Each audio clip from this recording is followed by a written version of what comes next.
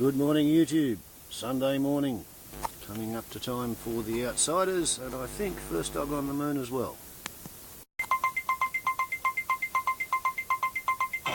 Time now for Outsiders. I'm Barry Cassidy, and you're not. And welcome to our Outsiders for this morning. They are in far-flung corners of our wide brown land.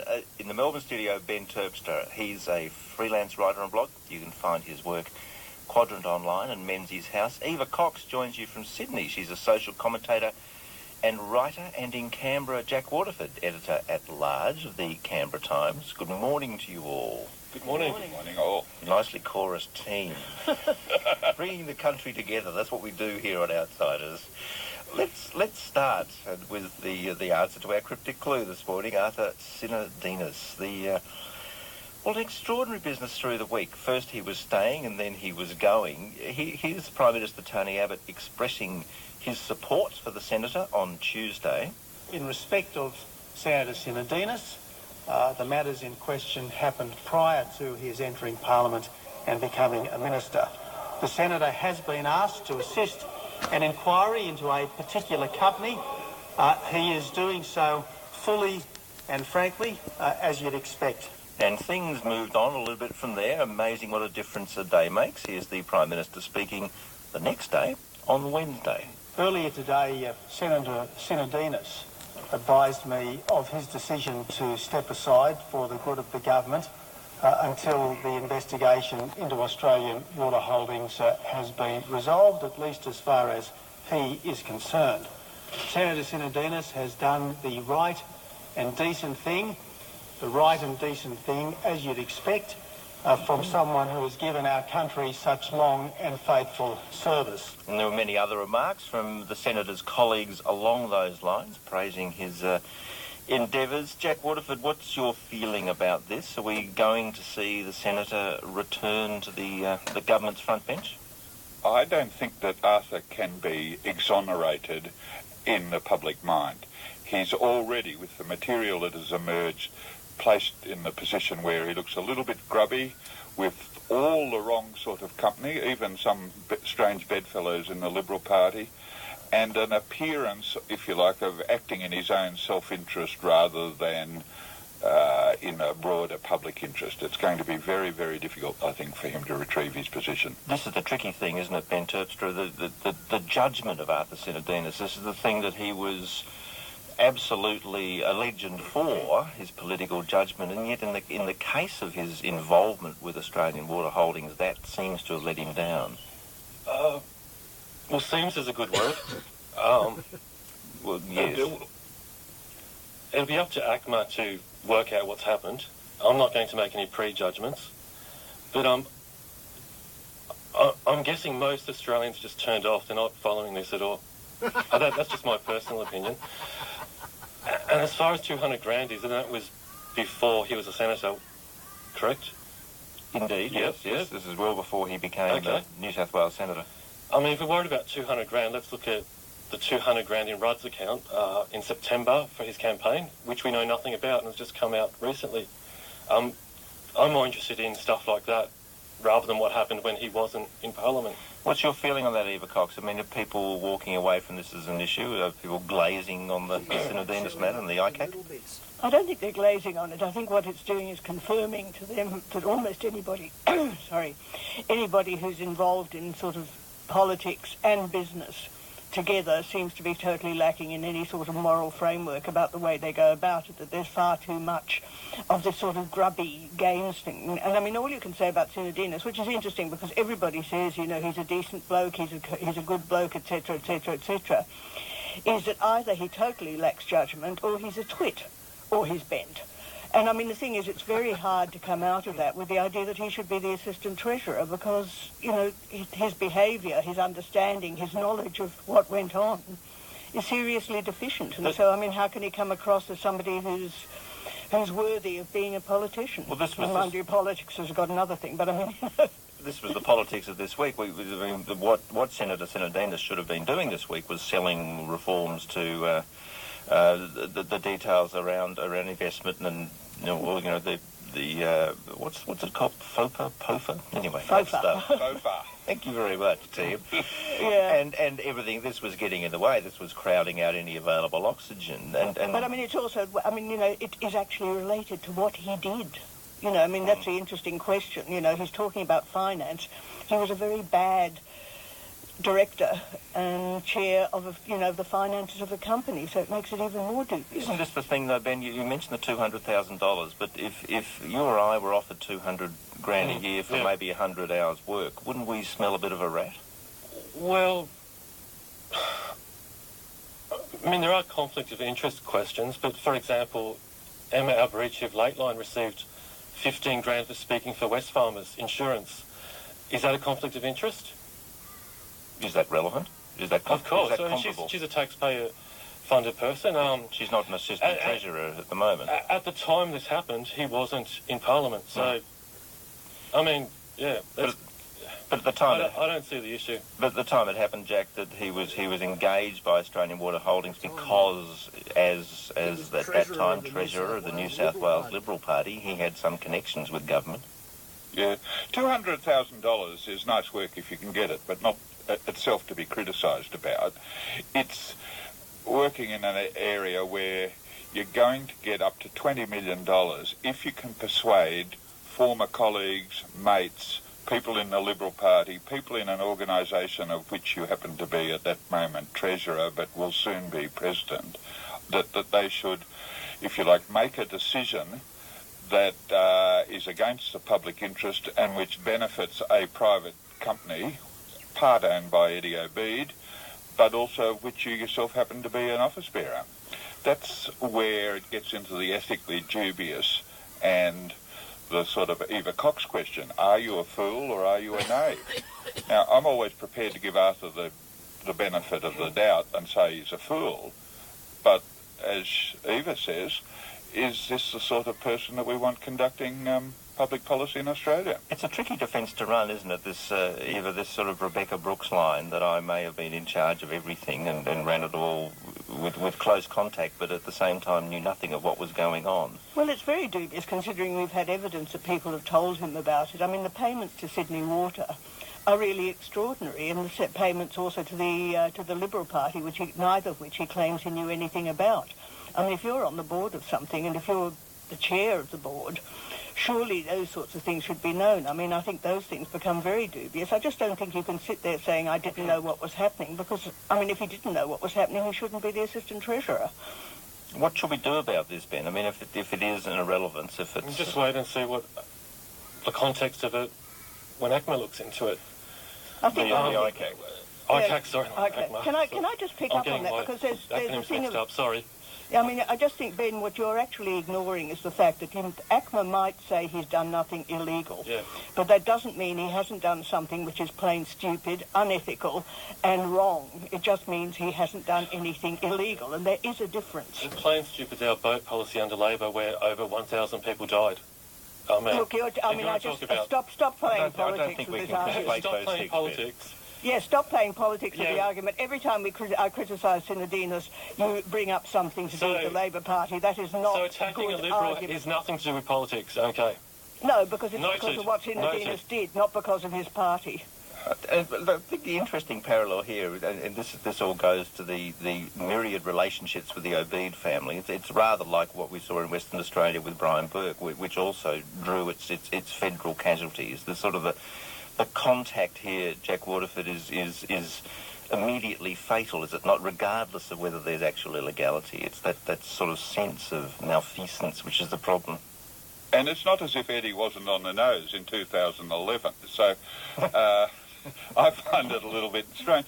But the context of this is also very worrying.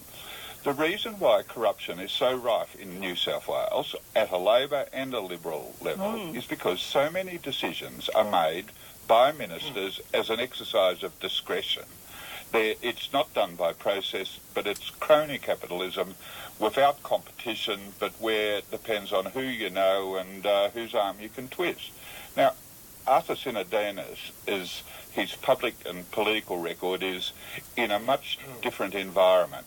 but when he was operating in New South Wales, he and a vast team of liberally connected lobbyists were all, if you like, trying to get a favour from a government that was close to them. That's not most people's idea of government in the public interest. Isn't the interesting thing about this, Ben, what was seen through the ICAC with the OB relationships, is that it's entirely cross-party. This is something about the way in which power and influence works in New South Wales. Cross-party, majority Labor, I would say. Although we just haven't caught some of the other ones it's yet. just that we've now moved on to the second phase. Yeah, look, I'm just careful about making prejudgments and, look, if he's innocent, I mean, just give it time. Yeah. I mean, I was told last year not to make judgments about Julie Gillard, no prejudgments against Craig Thompson, and now all of a sudden I can make judgments against him. I don't think that's fair. I think most of us had made our judgments about Craig Thompson. Absolutely. I don't think, yes. Long before maybe it privately, came to the bar of the court. Yeah, maybe privately, but publicly it was a bit difficult.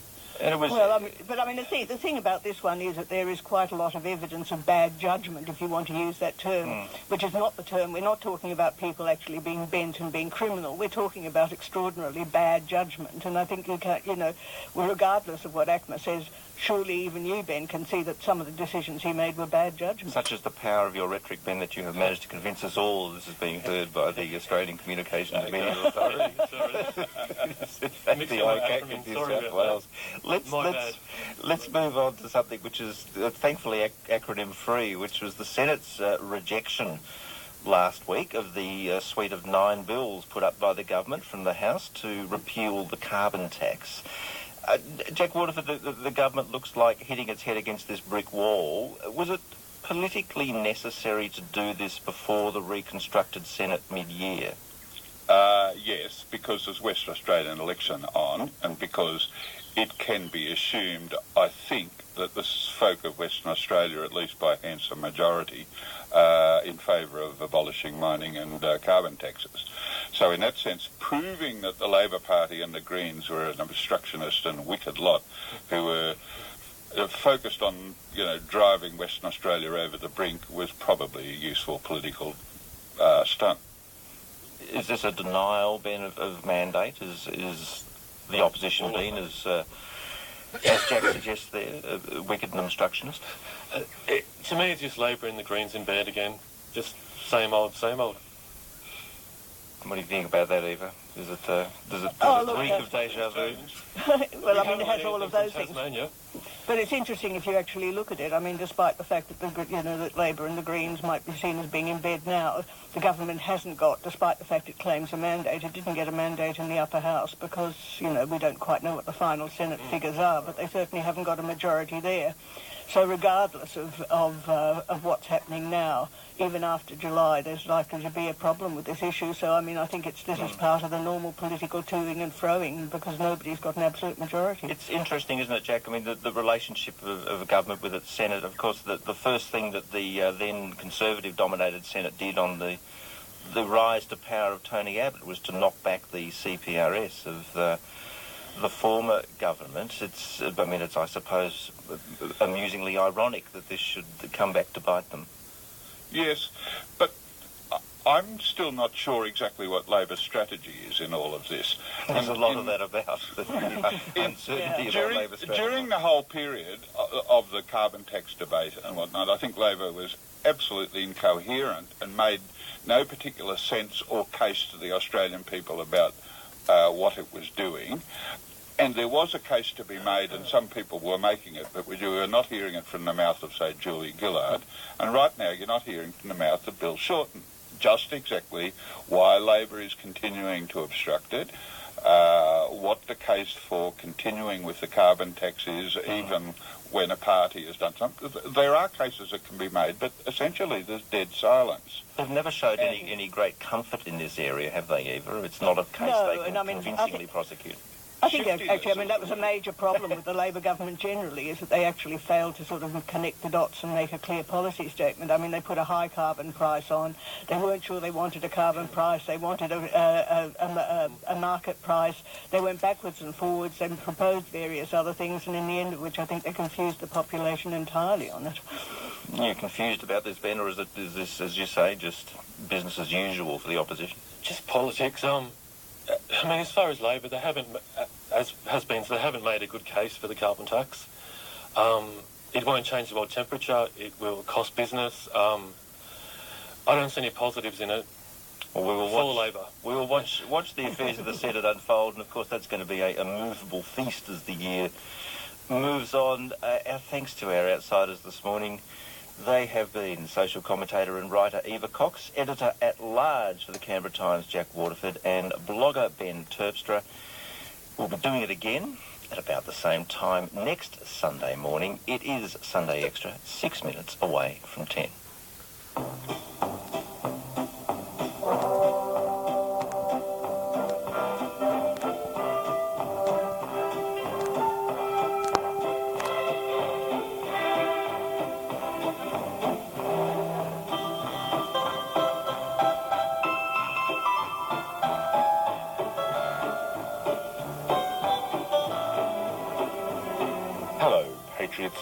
Welcome to First Dog on the Moon's Guide to Modern Living.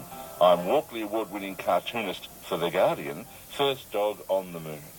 Today we travel to beautiful Victoria, the Garden State, where they've just kicked off the 2014 hunting season. Hunting is always a controversial issue, and this year's no exception. So joining us today in the studio is Victorian Premier Dennis Napthine. Thanks for coming in, Premier.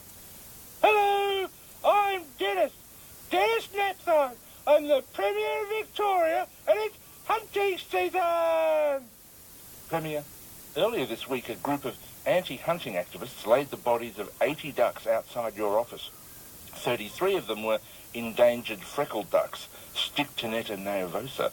Are you aware that it's an offence to kill freckled ducks even during hunting season? I am saddened at the deaths of these endangered ducks. They must have accidentally gotten in the way while someone was trying to shoot a different, non-endangered duck. It is a tragic event, and this government is sort of trying to stop it. But this happens every hunting season, Premier, and the only thing rarer than many of the endangered species that are being killed are arrests and prosecutions for killing them. Oh, well, that's because people who like to recreationally shoot stuff to death also tend to have a great respect for the law. Let me just say this. It's an exciting time to be someone who likes to kill stuff with a gun, and who doesn't? I know I do, although it's even better doing it with your bare hands, but I burnt those photos so nobody knows anything about it. Did you know I was a vet? True story.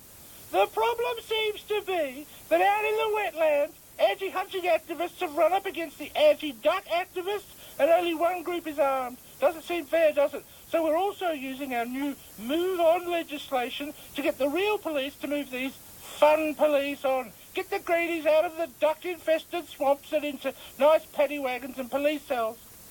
But, Premier, what do you say to the people who are troubled that so many endangered species are being killed? Oh, well, boys will be boys. It seems that all those duck identification TAFE courses you do don't count for much when the blood rushes to your trousers. But that's not the point. The point is that if we did something about the duck hunting, the National Party would soil their tractor seats, and that's not how we do it in Victoria.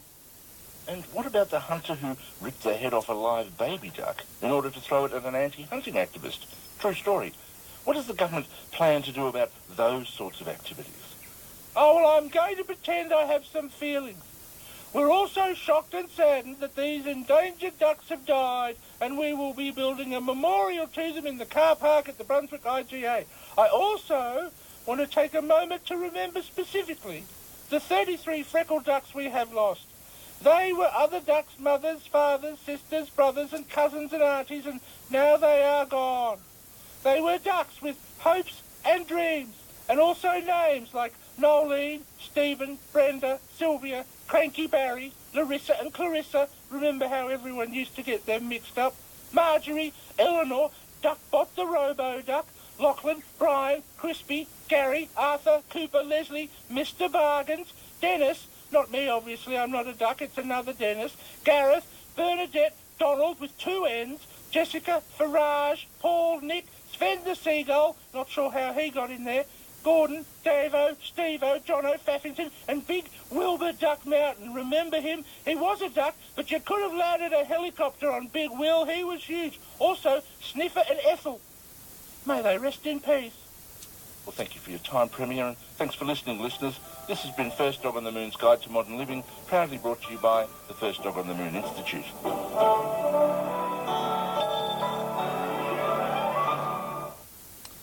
Well, there you go. For the benefit of my overseas subscribers, to translate a lot of that stuff the Outsiders said regarding Sydney Water and Australian Water Holdings and Arthur Sinodinos, story kind of goes like this. Last year, Eddie Obeid, who was a Labor senator, and before he was a Labor senator, he was a Labor power broker and a businessman, he starred in a lot of ICAC inquiries, and the allegedly independent New South Wales member for Northern Tablelands, Richard Torbay, turned out to be a stooge, totally funded by Arthur Sinodinos, by Eddie Obeid, sorry. Forgive that misspeaking. So, yeah, there was a lot of mud flung around the Independent Commission Against Corruption in Sydney, and it turned out that Eddie Obeid was organising to buy the farm as well as buy shares in the coal mining company that was going to get a mining right on the dirt under the farm and thus make tens or hundreds of millions of dollars for his own family through his own connections.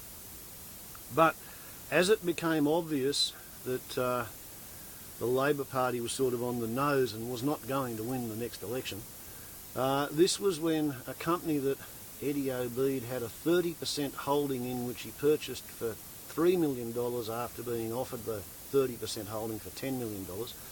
He was offered this holding by the directors of the company after they employed Eddie Obeid Jr., Eddie Obeid's youngest son. And Eddie Obeid Jr.'s job was to introduce his father to the directors.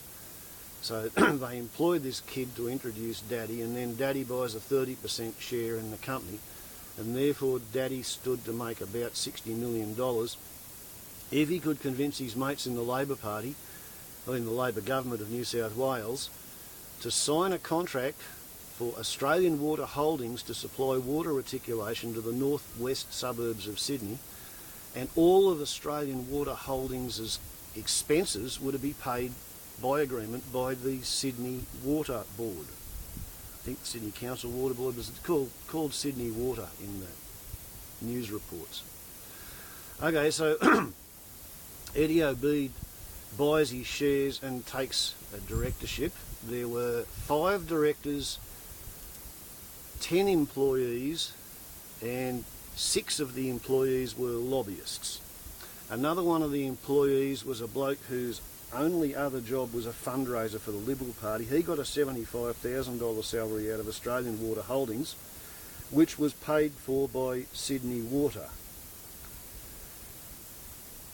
Arthur Sinodinos, who was the Liberal Party treasurer and then to be the president of the Liberal Party in New South Wales,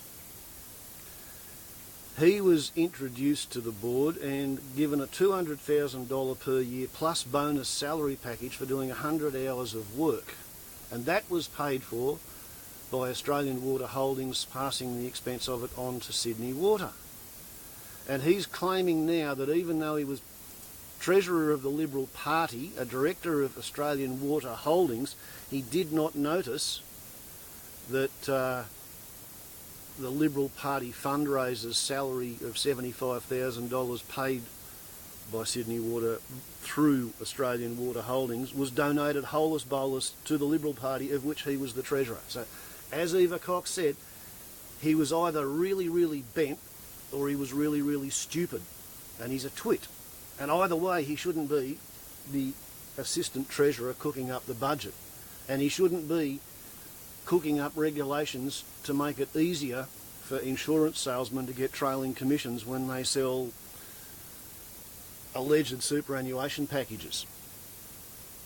It's just one of those things which kind of sticks out a mile, and it was essentially pathetic the way the advocate or spokesperson for the right-wing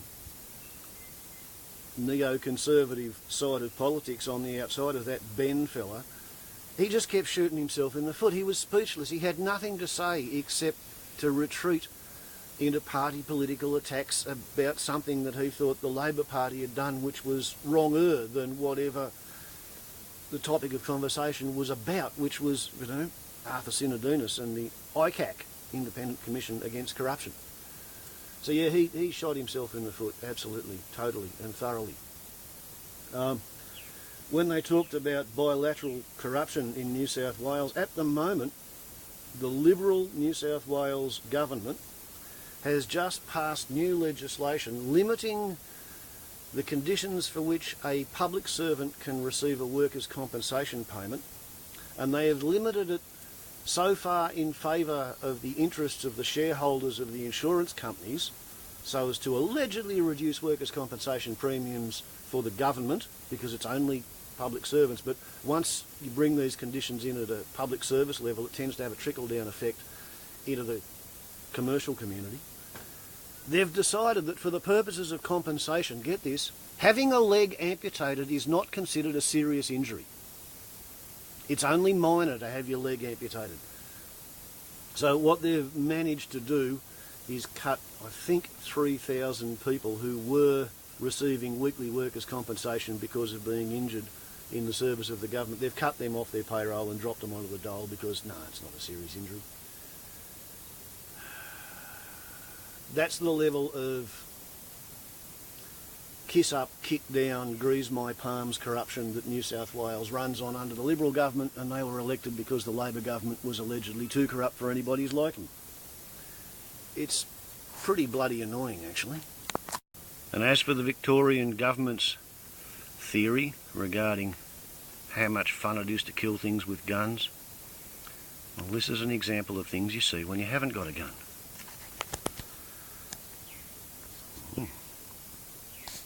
Come on. Life goes much better when you cast your bread upon the swamp wallabies and stop shooting at ducks. Stop shooting at everything. Shooting's a bad idea. Disseminating the seeds of death. It's never worth doing. Warbles on a lot to YouTube. Ciao.